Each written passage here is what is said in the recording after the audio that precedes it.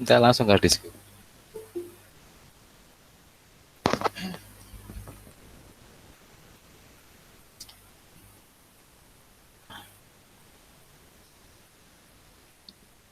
Nah, saya mulai ya kuliah nih, nanti saya record. Nanti yang lainnya biar ngikuti lewat YouTube aja. Oke, selamat malam. Assalamualaikum warahmatullahi wabarakatuh. Waalaikumsalam. Selamat datang di kelas saya, Data Mining, kelas malam. Jadi saya langsung presentasi aja.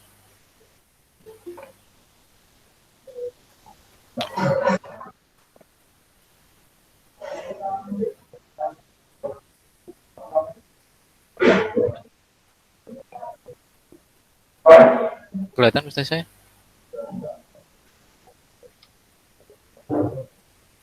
Kelihatan, Pak. Oke. Kelihatan, Pak. Saya beri judul Introduction. Jadi minggu pertama kita bahas tentang silabus, RPS, mata kuliah, introduksinya sendiri, plus bagaimana cara baca paper. Silabus mata kuliah ini kita langsung bahas ini ya, capaian pembelajaran kuliah. Jadi di sini poin pertama konsep data mining beserta tujuannya, ini yang kita bahas hari ini. Poin kedua teknik klasifikasi plus regresi, saya tambahkan regresi. Ketiga klasterisasi atau clustering lebih kita kenal. Asosiasi, kemudian pemakaian tools. Yang keenam, mahasiswa mampu memahami biomedika. Untuk poin 5 dan 6 nggak saya titik beratkan di sana. Karena saya ingin kalian nggak pakai tools, tapi saya ingin kalian bisa coding sendiri. Untuk biomedika itu tergantung dengan data yang kita pakai nanti. Data yang kalian pakai.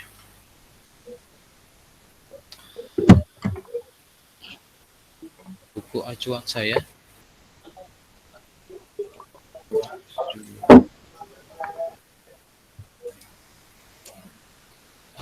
garis besar materi saya ambil dari buku ini.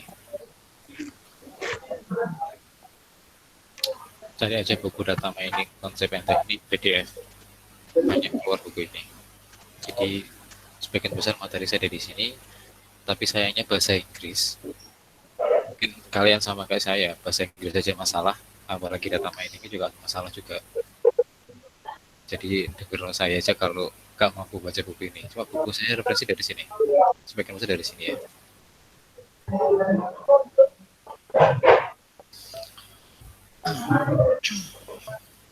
Rencana pembelajaran langsung aja. RPS-nya. Jadi satu semester ini nanti kita akan belajar dari minggu 1 sampai minggu ke-16. 7 minggu untuk materi dan 7 minggu sebelum UTS, materi sebelum UTS dan 7 minggu materi setelah UTS. Salah. Minggu sekarang introduction sama kontrak kuliah plus review paper sebentar, bagaimana cara membaca paper. Minggu kedua konsep pengenalan regresi atau prediksi. Ketiga klasifikasi plus metode klasifikasinya yang simpel. Keempat penelitian terkait klasifikasi.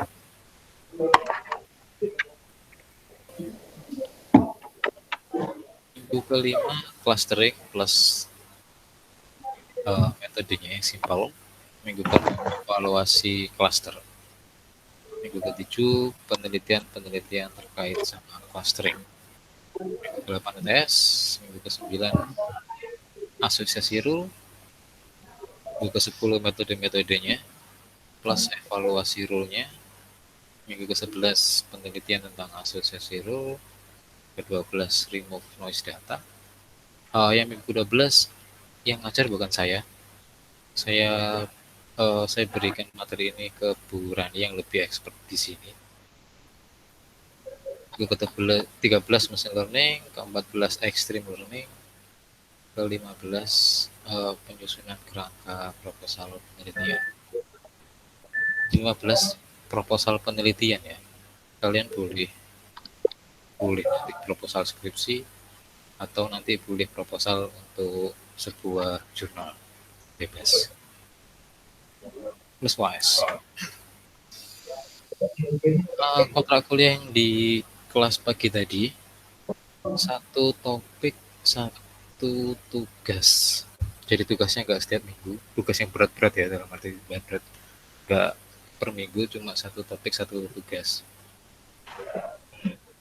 Tadi ada 4 topik besar. 4 topik besar yaitu regresi atau klasifikasi, clustering, asosiasi.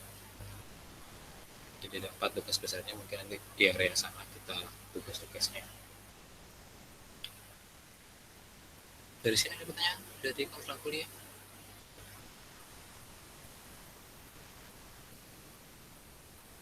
Ada pertanyaan?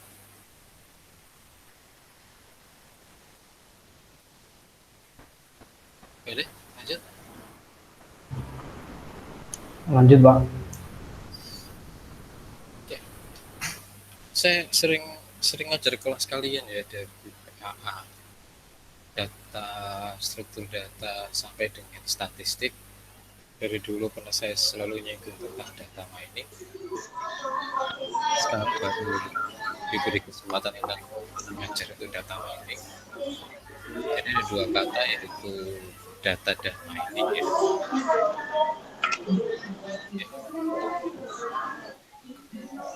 Tak pateni sih.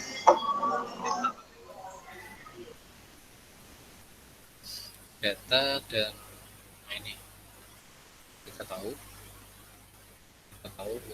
banyak belajar tentang data di statistik, saya jadi data, struktur data, sekaligus data singkatnya, jelasnya, data itu karakteristik atau informasi berdasarkan kejadian nyata yang terikon.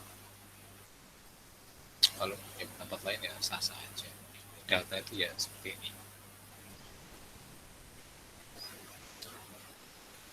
Jenis data ada 2, ada yang kualitatif, ada yang kuantitatif. Untuk kuantitatif ada 2, dibagi jadi 2 yaitu discrete dan continuous. Nah, permasalahan pertama,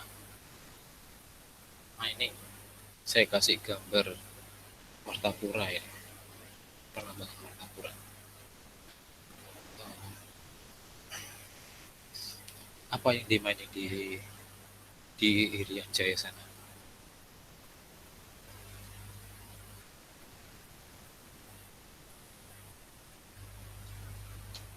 Apa yang di-mining? Tahu bahasa Indonesia ini mining nggak? Menambang, Pak. Apa sih ditambang di sana, Mas?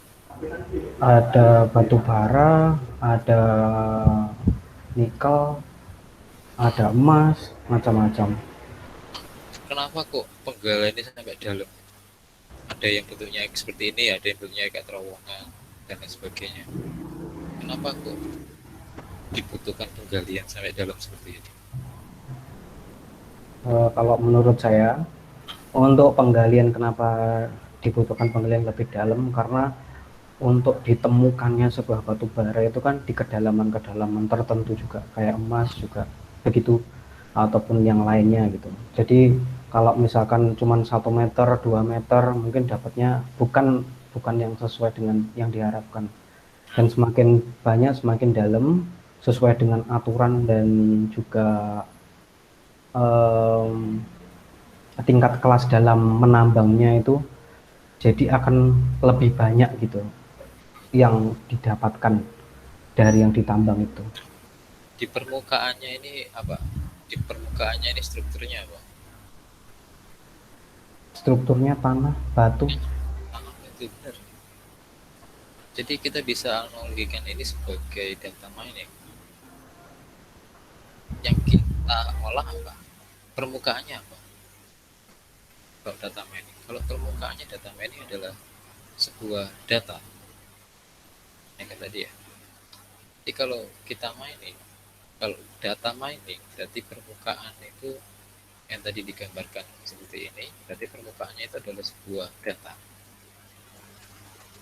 Apa yang didapatkan? Apakah data juga yang didapatkan? Enggak. Kalau ini contohnya dapatkan emas, ini juga emas. Kalau di data mining yang diperoleh adalah informasi. Jadi bukan data lagi yang kita peroleh, informasi. Bahasa kerennya menurut buku yang tadi saya tunjukin awal-awal, yaitu disebut knowledge based data atau pengetahuan berdasarkan data. Jadi tujuannya data mining yaitu mencari pengetahuan berdasarkan data yang kita punya. Sampai di sini bisa dimengerti konsep dari data mining.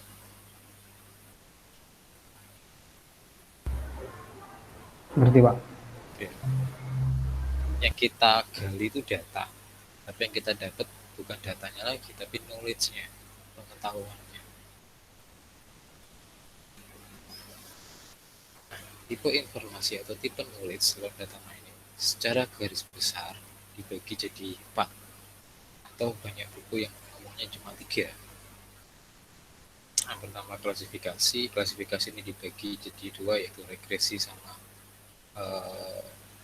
satunya kategori. Atau kalau kategori kita bisa ngomong masuk klasifikasi, kalau bentuknya nilai, prediksi ya, prediksi bentuknya nilai, kita bisa regresi, clustering, dan asosiasi. Contoh knowledge yang dihasilkan dari regresi itu seperti ini. Ini ada grafik. Ada 2 buah grafik, yang merah United States sama yang biru Eropa. Eropa. Output dari knowledge base-nya ini, outputnya yaitu sebuah angka diskrit. Ini Maret, April, Mei, Juni. Yang kita dapatkan nanti adalah angka pada data United States bulan Juli atau bulan Agustus atau bulan Desember. Jadi ini disebut sebagai prediksi, fokusnya ke regresi. Kalau dulu saya ajari kalian mata kuliah apa ya, kombinasi numerik ya, ada masih ingat regresi linier, itu metode yang paling sederhana dari regresi, ada regresi linier, polinom, dan sebagainya. Jadi dia dari data 4 bulan, dia punya knowledge, dia punya pengetahuan, kita bisa memprediksi 2 bulan lagi atau 3 bulan lagi. Ini regresi. Kalau klasifikasi, saya gambarkan ini klasifikasi sama dengan regresi, benar, prediksi. Dia memprediksi. Ini prediksi apa? Prediksinya berdasarkan kategori. Oke, contoh yang pertama, saya punya sekumpulan orang-orang Korea. Saya punya juga sekumpulan orang-orang UK. Kemudian Mbak ini, kita kalau klasifikasi, kita harus menggolongkan Mbak ini ke Korea atau ke UK.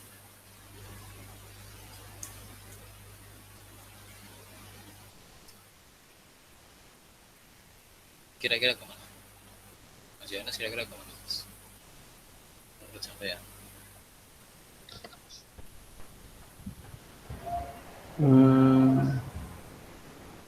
Kira-kira Korea, Pak. Korea. Oke. Kira-kira. Kira-kira. Karena pilihannya dua sih, Pak. Iya, benar. Kalau klasifikasi harus tergantung datanya. Kita nggak bisa di sini Korea, UK kita bilang ini orang India, orang iso. Karena datanya yang kita dapat hanya Korea sama UK. Maka si komputer, si program, dia hanya punya pengetahuan orang Korea sama orang UK aja. Jadi maka pilihannya di sini cuma ada 2 pilihan, di sini atau di sana, di Korea atau di UK. Oke, Yohanes ngomongnya ini orang Korea, jadi ini di sini.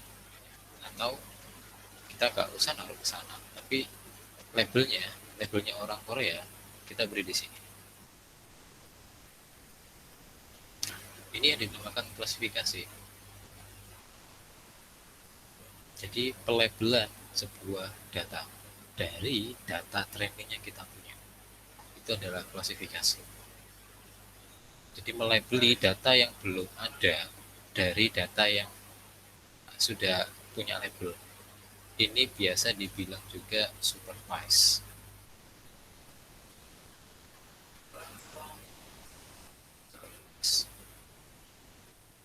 Supervise data yang kita punya, data training ya, bukan data testing.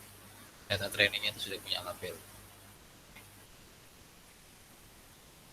Karena saya jari bolak-balik ya di kelas saya lain.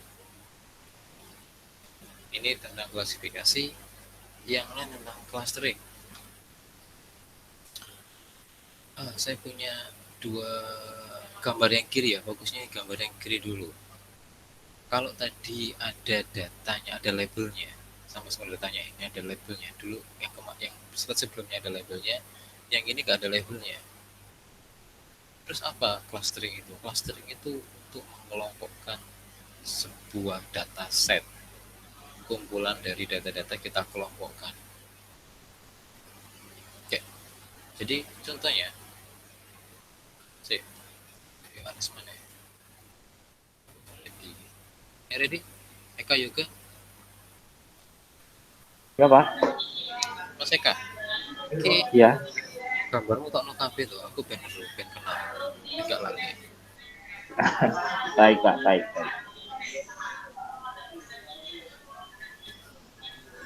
Mas Eka, ini dari data yang saya berikan, dari gambar yang saya berikan.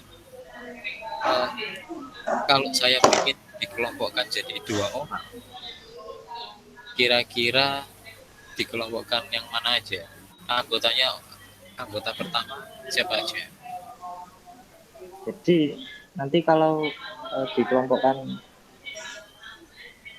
berdasarkan warna kulit bagaimana? Jadi nanti itu terserah sampean, terserah perspektif kalian. Jadi nanti sampean langsung dibagi berdasarkan warna kulit Pak. Itu kan ada yang kulitnya kulit putih sama kulitnya agak hitam gitu kan. Berarti ini satu buah kelompok dan ini dua buah kelompok. Iya. Maka benar, kalau di dalam clustering, oke, bisa minta tolong dimatiin dulu apa mic-nya. Thank you Mas. Kalau di clustering, outputnya terdapat 2 buah output yang kita mau capai, yaitu anggotanya cluster pertama. Kita nggak bisa ngomong ini kulit hitam, pokoknya cluster pertama. Ini kita nggak bisa ngomong orang Afrika karena kita nggak punya label. Kita hanya bisa bilang ini anggota pertama, anggota pertama, dan ini anggota kedua. Kita nggak bisa ngomong juga ini orang Eropa, kita nggak bisa ngomong juga orang ini orang Korea karena kita nggak punya label datanya. Tugasnya clustering yaitu malah mengelompokkan data. Kemudian sebelah kanan ini adalah sebuah gambaran 2 dimensinya. Kalau kita bisa menggambarkan secara 2 dimensi, clustering jadi seperti ini. Kelompok warna hijau dan kelompok warna merah. Terus yang di tengah-tengah ini apa? Ini adalah centroid datanya. Jadi di clustering ada 2 output yang kita bisa capai, yaitu anggota datanya dan dan centroidnya.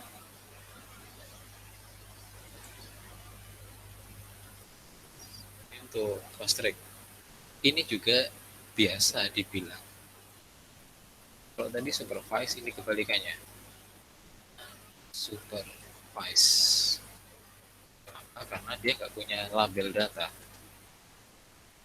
Ini yang terakhir yang agak sedikit membingungkan ya, sedikit butuh logika ekstra, namanya asosiasi rule atau rule asosiasi data. Asosiasi dalam bahasa Indonesianya yaitu keterkaitan hubungan.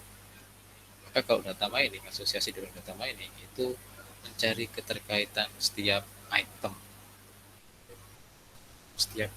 data. Contoh paling sering kita dengar yaitu market. market basket analisis, Mas. Jadi yang diteliti itu adalah basketnya, keranjangnya kalau dalam data dibilang transaksinya terus apa yang kita bisa capai dengan kita mencari mencari nulis nulis asosiasi data, namanya nulis. Kita bisa ngapain kalau tahu pengetahuan dari data-data itu, hubungan tiap-tiap data. Kita bisa memberi rule. Outputnya adalah sebuah rule. Rule-nya nanti bisa digunakan sebagai atribut. Kita bisa gunain rule-nya nanti sebagai sugesti apa yang nanti mereka bisa beli lagi.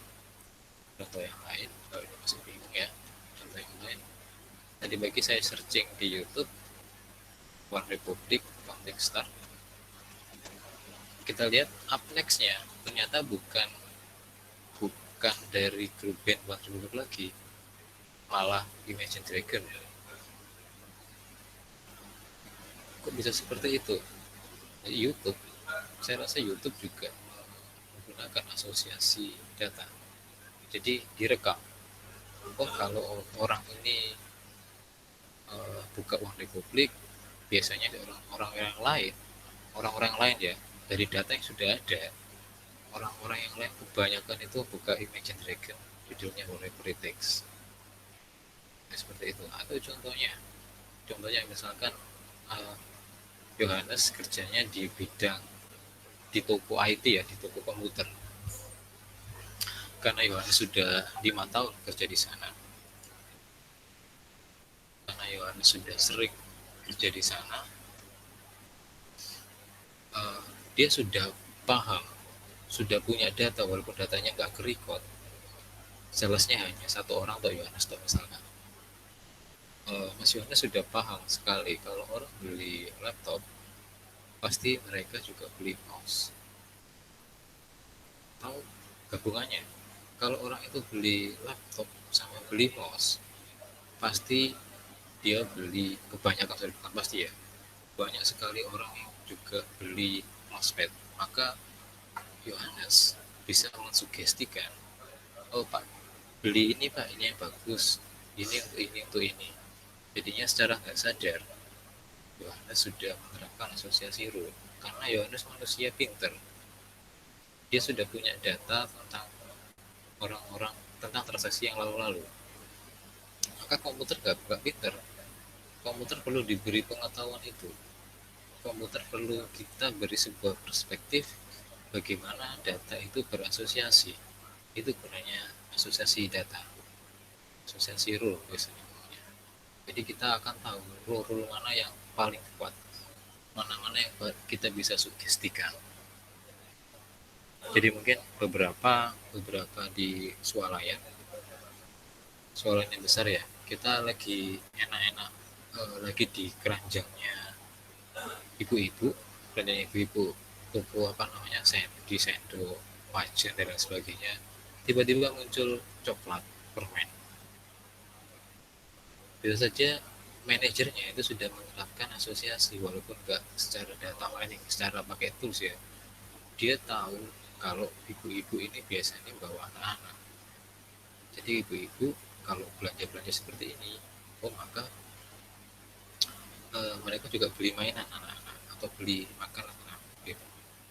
Contoh asosiasinya seperti tersebut. Saya stop dulu. Ada pertanyaan kan?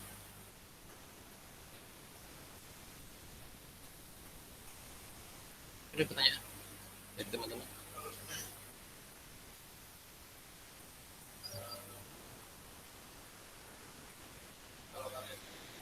Dadang apa? Dadang? Ada pertanyaan? Mas Dadang?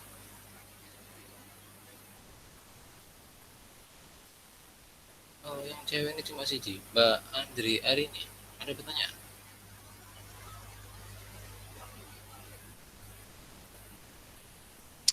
Yohanes ada pertanyaan? Enggak, Pak. Tidak, Pak. Jelas kan? Masih bingung. belum main jelas. Oke, karena eh, semester 7 sudah waktunya kalian berpikir untuk penelitian ya, untuk proposal skripsi. Eh, jadinya kita harus juga mikir bagaimana skripsi itu, atau bukan skripsi ya, sorry, penelitian itu harusnya seperti apa.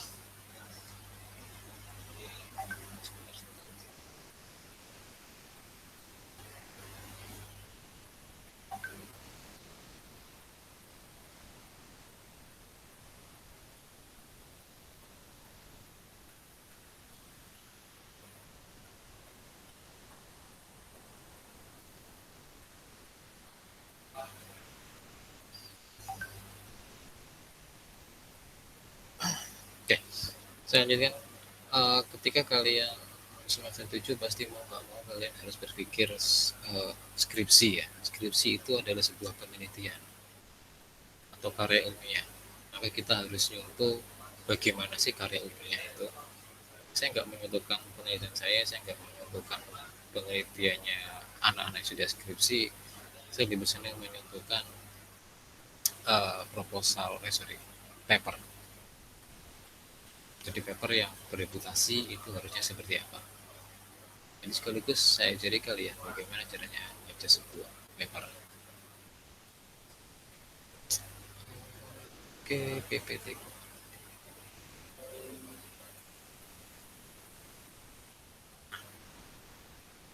Search engine yang kita bisa pakai, ada 3 atau 4 atau 5 terserah, tapi yang populer kurang satu bener Springer di sini. Google Scholar, IEEE, atau Sains Direct. Jadi jangan cari di Google biasa ya, nanti nggak akan ketemu. Kelihatan ya browser saya.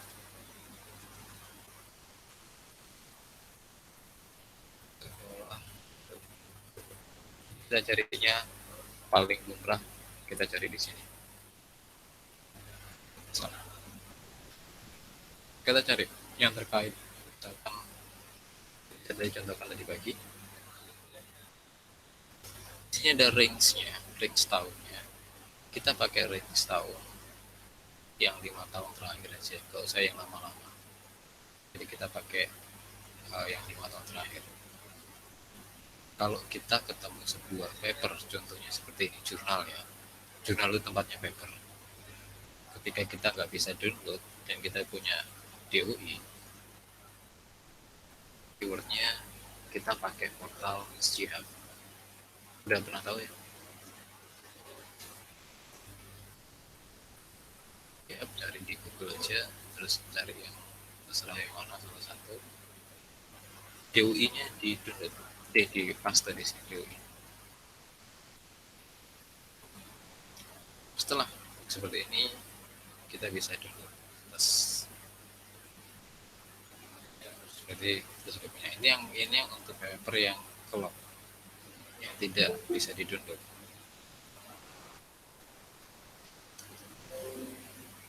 Kalau sudah, saya contohkan satu. Tadi pagi juga saya contohkan ini. Jadi dalam sebuah paper atau manuskrip itu ada beberapa bagian. Ada abstrak, pendahuluan, studi pustaka, atau studi literatur, ini opsional dalam paper. Tapi kalau kalian proposal wajib ada studi pustaka ya, atau studi literatur. Ada metodologi, ada hasil, kesimpulan, dan daftar pustaka. Dalam paper yang kalian harus cari itu nggak usah muluk-muluk, cuma 5 aja. Kalau di berbagai webinar ada banyak nggak apa-apa, tapi yang bagi saya 5 ini udah cukup. 5 ini udah cukup. Objek yang diteliti apa, masalahnya apa, solusinya seperti apa, metode yang diusulkan apa, metodologi yang diusulkan apa, terus apa yang nanti akan dikerjakan. Hasilnya, atau ini hasilnya, tambahkan hasil. Jadi bikin seperti ini. Papernya apa, objek permasalahannya apa, solusinya apa, metode solusi atau tujuan ya, ini tujuan aja. Solusinya biasanya disambung sama metodenya, metodologi.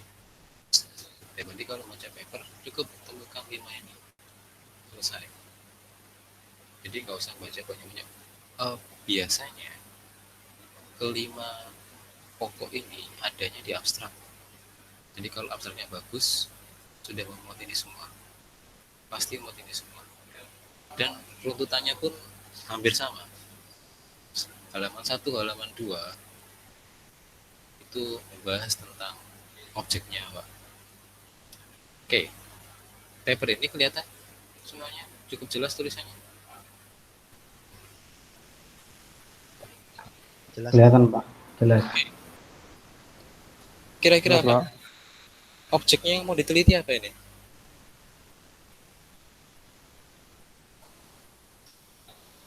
Objek mau diteliti apa?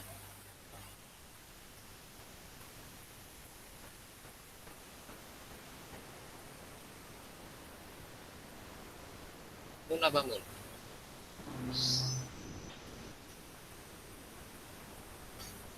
Apa objek yang diteliti?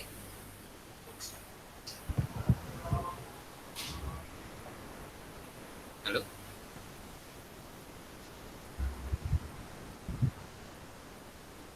Objek yang diteliti apa? Metode klasifikasi yang menggunakan KMN Nah, atau K-nearest. simpelnya yang diteliti adalah KNN. Dapat? Ya, 1 kalimat, 2 kalimat, dia akan menerangkan tentang objeknya. Coba kita lihat paper yang tadi download.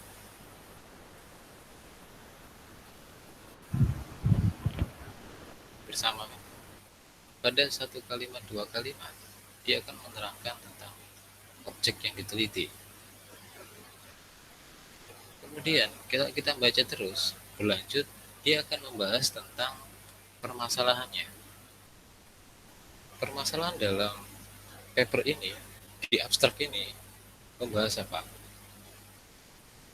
Permasalahan yang diangkat itu apa?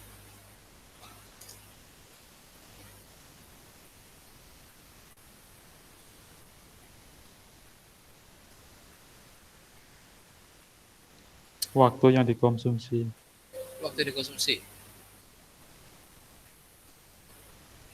Waktu dikonsumsi. Nah, time konsumsi. Dulu saya ajar PAA ya, bahasa kerennya apa?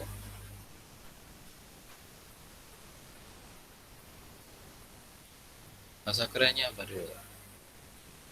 Saya ajari PAA. Apa? Halo? Time consuming ini apa? Masuk waktunya dimakan. Halo? Apa artinya time consuming? Memakan waktu. Loh, waktu apa yang dimakan? Waktu prosesnya. Proses apa? Waktu prosesnya, Pak. Proses komputasi lebih tepatnya ya. Jadi bahasa kerennya big U. Chilling orang. Saya ajar semua kan PAA ya. Itu Ya, Pak. big U. Nah, berarti Ya, paper Pak. ini ngomong kalau KNN itu big U-nya besar. Dan konsumnya besar. Tujuannya dapatkan permasalahan tujuannya.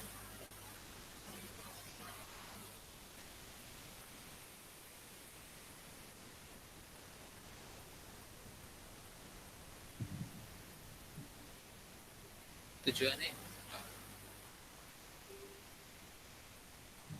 udah ada kan tujuannya?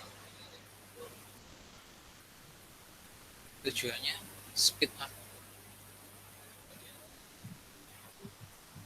Udah kan? Objeknya diteliti, permasalahannya dapat, tujuannya dapat. Sekarang metodologinya dia pakai apa? Atau metodenya dia pakai apa? Udah jelas ditulis seperti ini.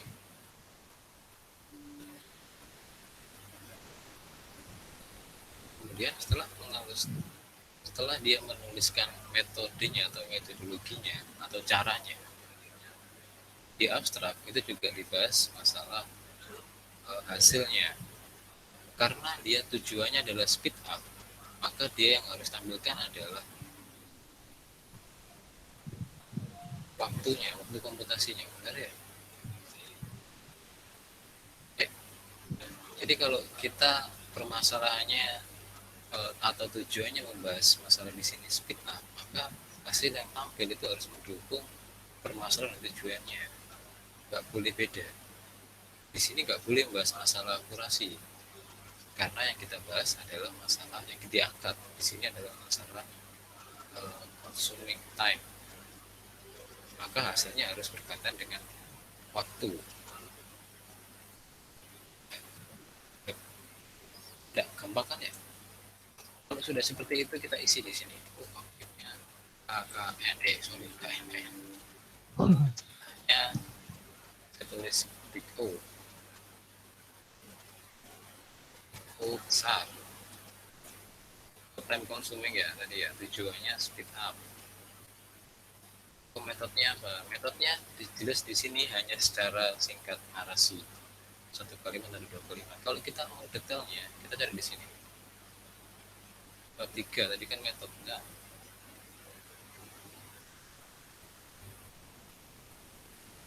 Pakai ini, pakai penelitian ini. Bla bla. Oh, dia pakai cluster dulu. Bla bla bla. Oh, nanti kan kalian baca ya, baca secara jelas, secara hati-hati, baca di sini. Nanti kita akan dapat cluster dulu, baru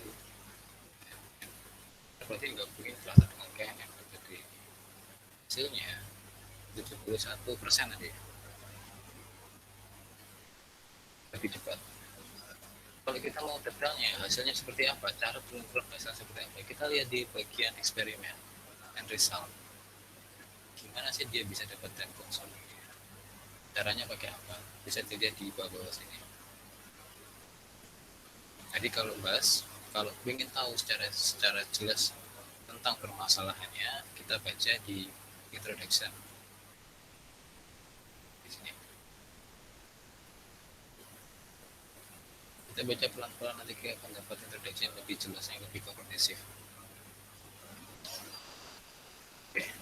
Tapi ini penelitiannya orang S2 dan ke atas, bukan anak skripsi ya. Kalau kita sebagai S1, tujuan kita adalah tidak lain, kita hanya mengimplementasi sebuah metode. Kalau ini objek yang diteliti adalah metodenya, malah tujuannya speed up, berarti mengupgrade metode ini. S1 nggak seperti itu. S1 objek yang diteliti adalah datanya yang kita pakai apa, karena kita ngomongnya masalah data mining. Data yang kita peroleh itu hal yang pertama kita peroleh adalah datanya dulu. Kita lihat dulu data yang kita punya, data apa. Contoh objek yang kita mau teliti, nilai lulusan selama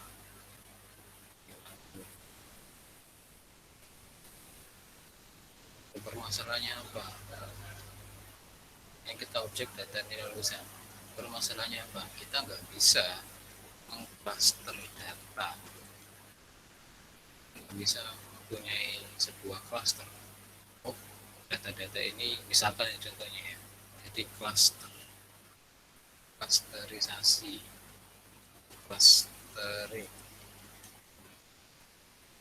keduanya kelompokkan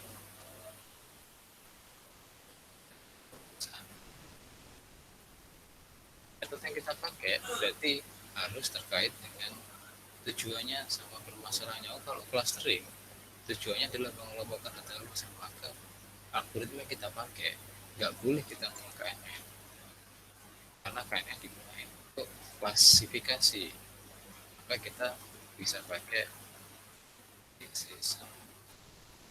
Atau kita pakai KNN atau pakai neural network, atau kita bisa pakai yes dan lain sebagainya, pakai SPM it's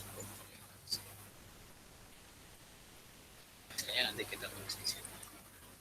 Kalau misalkan nemu paper yang ini ya, jadi yang kita nanti kalian kerjakan itu yang model filenya nomor 2, nggak usah muluk-muluk yang metode yang kita mau upgrade memverifikasi angel. Mending gampang, kita punya data, kita grab data, terus kita cari permasalahannya apa, tujuannya nyampe sama permasalahannya, pakai metode apa, selesai. Udah selesai penelitian. Terus bagaimana cara menentukan ini? Kan ada banyak ini. Bagaimana cara menentukan ini? Ya, kita harus baca-baca banyak tentang data yang mirip seperti ini. Itu gampang. Jadi yang penting untuk S1, jadi kalian ketika kalian ambil data mining, syaratnya harus punya data dulu yang kita mining apa. Kalau data, maka setelah kita punya data, kita mau knowledge-nya apa dari data itu, cocok enggak kalau kita nulisnya clustering tapi datanya sudah ada labelnya. Jadi kita harus sering-sering baca di sini. Oke. Saya rasa sudah, materi saya cukup itu aja untuk yang pertama ya. Jadi yang pertama saya tekankan adalah konsep dari data mining. Jangan lupa konsep dari data mining adalah kita mendapatkan knowledge, informasi baru dari sebuah data. Bukan kita, tadi ada pertanyaan, apa bedanya data mining sama data warehouse? Jelas beda ya. Data warehouse itu mengelompokkan data-data apa dari database menjadi data gudang, mana yang dibuang, mana yang enggak. Tapi kalau data mining itu mencari informasi atau mencari knowledge. Sudah, silahkan bertanya, pasti banyak pertanyaan. Gak ada pertanyaan,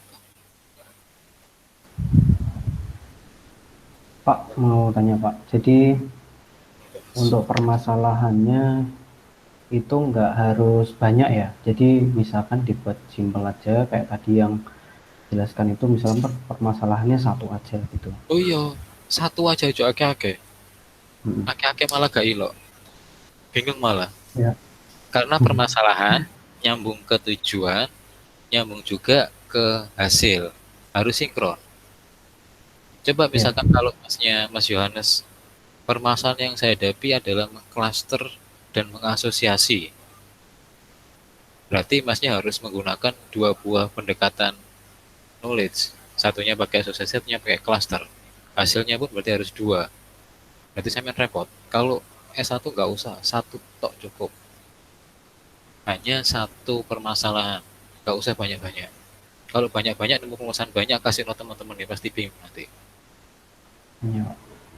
Jadi apakah bisa kita kolaborasi? Bisa. Teman-teman yang lain misalkan punya data yang besar, oh datanya ini harus di cluster dulu. Terus siapa yang mau cluster ini? Berarti permasalahan data itu adalah mengcluster dulu. Biar datanya nggak banyak-banyak di cluster dulu. Kemudian ada yang bagiannya satu untuk mencari prediksinya. Berarti permasalahan yang lain itu bisa dengan data yang sama. Yang saya tekankan di sini, kita sama-sama coba berpikir ya. Dalam sebuah penelitian atau karya ilmiah, itu kita tidak boleh sama persis dengan penelitian orang lain. Tidak boleh sama persis.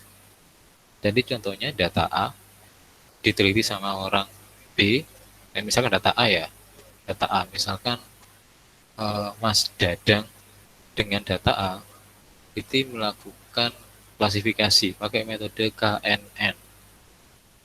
Mas Budi atau Ferian, mereka boleh menggunakan data A, cuma nggak boleh pakai algoritma B. Nggak boleh algoritma yang sama.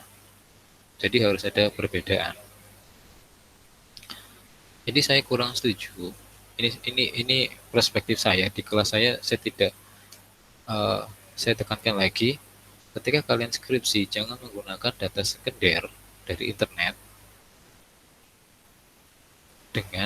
dengan algoritma yang sudah sering sekali dipakai. Misalkan data yang paling terkenal yaitu breast cancer sama iris flower. Kalian mau klasifikasi pakai metode apapun sudah ada. Jadi kebanyakan kalau contohnya tadi ya, contoh yang paper yang dia pakai dataset ini dia digunakan hanya untuk menguji metodenya, karena dia mempropos sebuah metode baru atau menambahkan metode baru. Tujuannya beda ya. Tujuannya dia ada mempropos metode baru. Dataset yang digunakan hanya untuk menguji bear hanya untuk menguji sebuah algoritma tadi baik atau enggak. Tapi untuk kelas kalian untuk sarjana S1 kalian nggak butuh seperti itu. Kalian cukup ambil sebuah data, punya data di perusahaanmu sendiri, kamu mining hasilnya seperti apa, selesai. Ada pertanyaan, Pak, apakah kita perlu membandingkan? Nggak perlu. Nggak perlu kita bandingkan, kita hanya cukup implementasi. Apakah boleh saya bandingkan? Boleh, itu lebih bagus. Jadi kalau kalian punya perbandingan itu lebih bagus, cuma tidak disarankan, karena itu membebani kalian.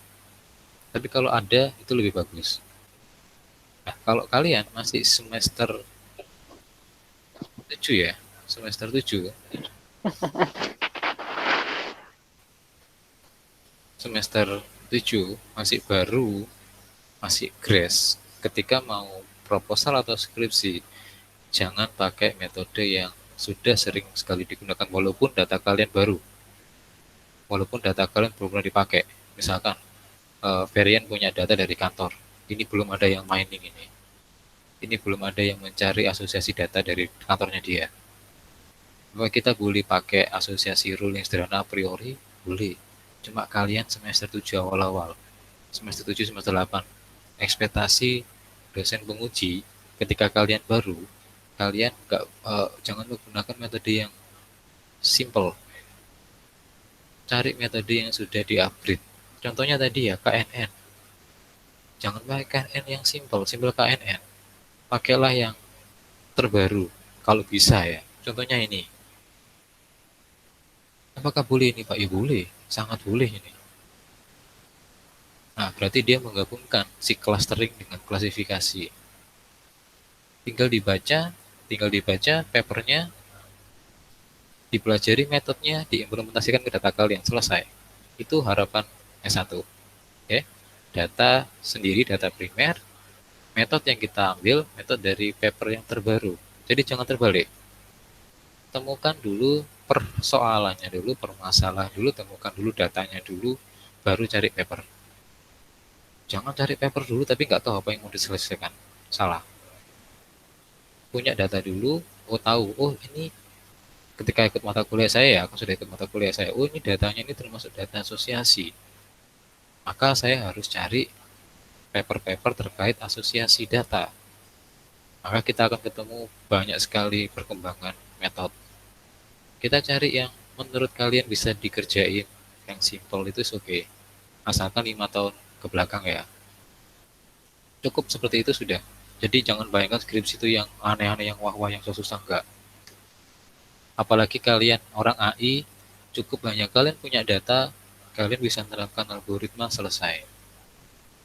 Simple. Permasalahan sekarang data yang kalian ambil itu data seperti apa. Kalian punya data aman udah. Kalau kalian nggak punya data, kasusnya nanti malah bingung nanti apa nanti yang mau dipropos. Jadi cuma implementasi metode ya. Kalau kalian ingin lulus semester 8, ini saya anggap semuanya semester 7. Kalau kalian mau lulus semester 8, maka kalian harus prepare dari sekarang. prepare-nya dari sekarang. Prepare dalam arti sudah menemukan topik, sudah menemukan permasalahan, sudah menemukan dosen pembimbing itu dari sekarang. Bukan nanti nunggu semester 7 habis. Kalau kalian nunggu mata kuliah ini habis sampai selesai materi, terus selesai habis sudah materi semester 8 awal-awal butuh waktu 6 bulan sampai 3 bulan itu untuk nyusun proposal sendiri. Bahkan kalau kalian belajarnya nggak mempeng ketika semester 7, masih ngawang-ngawang, kalian harus belajar ekstra lagi. Jadi satu semester sendiri hanya untuk menemukan topik itu pun belum tentu ketemu. Belum tentu disetujui sama dosennya. Tapi kalau sudah punya dosen, sudah klik dalam arti, oh saya punya data ini Bu, saya punya persoalan ini, kemudian saya baca-baca paper, bisa selesai sama masalah-masalah sama metode-metode ini sudah cukup. Kalian tinggal nyusun sebuah paper, tinggal belajar metodenya itu seperti apa, selesai sudah. Hasilnya seperti apa nanti cocokin sama papernya. Mesti cocokin itu, oh gimana cara pengukurannya, kalau klasifikasi gimana cara mengukurnya, kalau clustering gimana cara mengukurnya. Jadi semua metode itu ada pengukurannya. Santai, nanti tiap minggu akan saya bimbing terus. Jadi kalau kalian tanya-tanya masalah data, proposal, di sini saya hanya kalau kalian tanya-tanya di sini ya, tanya-tanya di sini bukan berarti kalian dosen pembimbingnya saya, bebas. Kita di sini belajar di kelas data mining. Jadi pertanyaan-pertanyaan tentang data mining akan saya layani semuanya, walaupun itu mengenai proposal kalian. Bukan berarti kalian jadi anak bimbing saya, enggak. Cari di luar banyak dosen-dosen yang bagus-bagus. Tapi ketika kita diskusi tentang data mining, diskusi tentang data, diskusi tentang metode, di sini tempatnya. Tapi kalau di luar, kalian hubungi saya personal, ya jangan. Kalau kalian sudah punya dosen pembimbing, jangan ke saya. Lebih bagus kalau kalian langsung hubungi dosen kalian masing-masing, biar nggak tubrukan nanti. Ya, mata kuliah saya berhenti materi sampai sini. Saya ingin kalian mengajukan sebuah pertanyaan bebas tentang bebasnya terkait tentang data mining ya. Kalau saya tanya-tanya gimana saya ketemu istri saya atau gimana caranya bla bla bla tentang data mining ya, fokus tentang data mining. Silahkan disubmit di assignment minggu pertama. Jadi beri saya satu pertanyaan tentang, gak hanya satu, sorry, minimal satu. Tadi ketika yang kelas pagi saya close seperti ini, langsung ada satu mahasiswa yang tanya langsung 5 pertanyaan. Itu oke, nggak masalah. Saya malah senang ketika banyak pertanyaan datang. Ketika kalian interest. Seputar apapun tentang data mining boleh. Ingat ya, di sini saya tidak membimbing kalian untuk proposal skripsi dengan bimbingan saya. Saya membimbing proposal ya. Cuma saya nggak mewajibkan kalian ke saya. Kalau bisa di luar-luar aja masih banyak. Oke? Ada pertanyaan? Ber? Baru datang, Ber? Yohanes, ada pertanyaan? Sudah Pak, cukup Pak. Cukup ya? Pertanyaan-pertanyaannya saya tunggu di Google Classroom. Udah? Tapi tanya langsung? Nggak ada? Minggu depan jam 6 ya berarti ya? Ready-nya ya? Iya, Pak. Oke, jam 6 ya. Ini hanya perkenalan aja. Minggu depan kita mulai jam 6. Entah itu kuliah langsung kayak seperti ini, entah itu saya beri materi lewat YouTube. Tetap walaupun saya memberi YouTube, kalian bebas bertanya lewat chatting. Oke? Saya akhiri kelasnya. Selamat malam. Assalamualaikum warahmatullahi wabarakatuh. Saya tunggu tugasnya ya sampai jam 7 malam. Oke Jadi Pak. langsung di close, langsung kasih pertanyaan ke saya. Oke, terima kasih. Ya, sama-sama Pak. Terima kasih Pak. Malam.